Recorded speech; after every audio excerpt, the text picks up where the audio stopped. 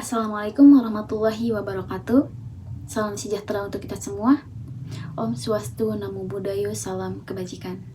Perkenalkan, nama saya Nyima Nuri. Saya mahasiswa UT Jakarta Prodi Ilmu Komunikasi. Hari ini saya akan berbicara mengenai kesehatan mental dan produktivitas remaja di era digital. Topik ini sangat relevan ya di era sekarang. Bayangkan, kita semua sering scroll TikTok, media sosial, Instagram, Facebook, atau YouTube, melihat postingan orang-orang yang terlihat sangat sempurna, pasangan yang couple goals, wanita yang cantik, pria yang tampan, postingan liburan yang kesana kemari. Itu membuat kita semakin termotivasi atau malah menjadi insecure. Data menunjukkan bahwa lebih dari 69% usia remaja seperti kita mengalami depresi akibat FOMO, Fear of Missing Out. Nah, ini dipicu oleh yang tadi saya sebutkan, melihat postingan orang-orang yang terlihat sangat sempurna. Dan dampaknya apa sih ke kita yang melihatnya dengan tanpa pergerakan? Itu bisa menyebabkan depresi, anxiety, insecure, bahkan sampai bunuh diri. Seperti kasus yang sebelumnya, Timothy Anugrah, mahasiswa Udayana, dia mengalami pembulian. Dia tidak memiliki teman untuk sharing, untuk bertukar cerita, dan pada akhirnya dia stres sendiri dan memilih mengakhiri hidup. Teman-teman, saya harap kita bisa memilih hal positif dibanding harus mengakhiri hidup, karena kita tidak pernah tahu di depan kita akan ada hadiah seindah apa. Maka dari itu, pilihlah hidup lebih lama lagi. Ngomong-ngomong soal remaja-remaja yang insecure, ini udah diperkuat oleh studi dari American Psychological Association pada tahun 2022 berdasarkan survei terhadap 1.000 remaja di Amerika Serikat yang menunjukkan korelasi kuat antara di era digital atau penggunaan media sosial yang berlebihan dan gejala depresi. Ini bukan angka main-main loh teman-teman. Ini kenyataan yang harus kita hadapi setiap hari. Tapi jangan panik. Kita bisa mengubah pola pikir kita dan meningkatkan produktivitas kita. Hal yang pertama, itu kita harus identifikasi dulu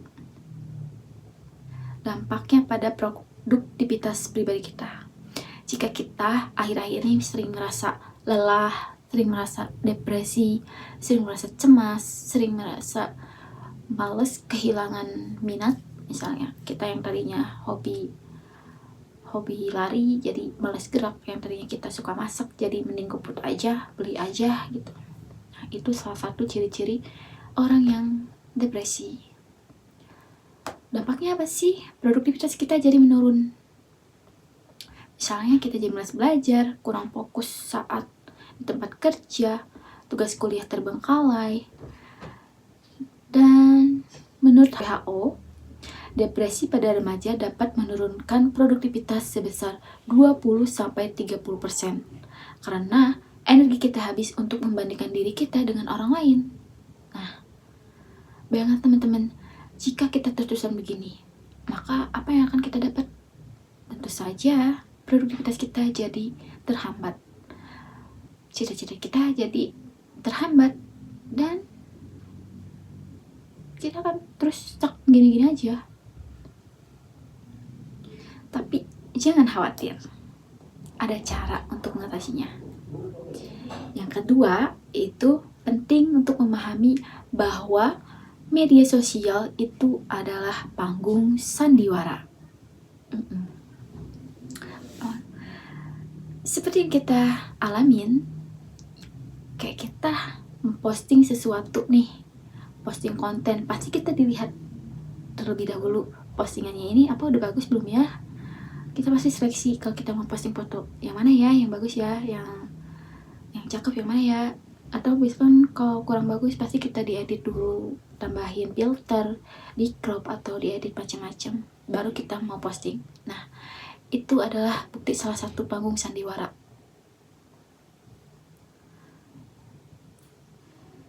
Selain itu, dengan orang-orang yang suka jalan-jalan dan yang suka flexing couple goals yang terlihat sangat harmonis di media sosial, itu belum tentu dibaliknya sama seperti yang dia posting di media sosialnya. Mungkin saja yang suka jalan-jalan dibaliknya ada hutang yang banyak, yang couple goals mungkin saja dia punya masalah pribadi, misalkan pasangannya dingin tapi di postingannya kelihatannya hangat, harmonis. Banyak loh kisah yang kayak gitu. Makanya kita jangan mengasumsikan, wah kehidupan orang kok sempurna banget, kita nggak pernah tahu dibaliknya apa. Dan yang ketiga, kita bisa melakukan strategi digital detox dan membangun komunitas offline untuk meningkatkan produktivitas kita dan mengelola depresi. Untuk digital detox, kita melakukan 1 jam sebelum tidur matikan notifikasi handphone.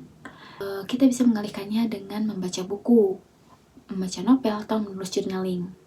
Dan untuk strategi kedua, yaitu membangun komunitas offline. Di UT sendiri, kita sudah disediakan wadah untuk mengasah skill, bakat, dan minat kita. Ada UT Nanas buat yang suka lari, ada UT Mapala buat pecinta alam, badminton, futsal, dan bahasa Inggris juga ada buat mengasah skill kita. Selain kita bisa mengasah skill, kita juga jadi dapat menambahkan banyak relasi untuk di masa kita yang akan datang, atau hanya sekedar teman cerita, itu juga boleh. Karena menurut Journal of Adult School Health pada tahun 2002, membangun komunitas atau berinteraksi dengan orang-orang itu dapat mengurangi depresi hingga 50%. Dan menurut meta-analis Harvard juga, itu bisa mengurangi gejala depresi. Berarti kalau sudah ada penelitian seperti itu, pastinya manjur dong, bisa kita coba. Dan teman-teman, perbandingan di era digital memang tantangan yang sangat besar bagi kaum kita, terutamanya Gen Z dan Gen Alpha, karena media sosial ya mau gak mau memang sudah menjadi darah daging kita ya. Tapi kita bisa mengatasi dengan mengubah pola pikir. Ingat, data tadi 69% remaja mengalami depresi. Nah, kita bisa menjadi 31%-nya menjadi remaja yang sehat mental dan kuat. Mari kita identifikasi tanda depresi kita. Pahami media sosial sebagai panggung sandiwara dan terapkan strategi praktis detox digital dan membangun komunitas offline. Dengan begitu, produktivitas kita bakalan meningkat dan stres kita bakalan menurun. Dan hidup kita akan menjadi lebih bermakna, berwarna, dan bercahaya. Terima kasih atas perhatiannya. Mari kita mulai perubahan dari sekarang. Wassalamualaikum warahmatullahi wabarakatuh. Sampai jumpa.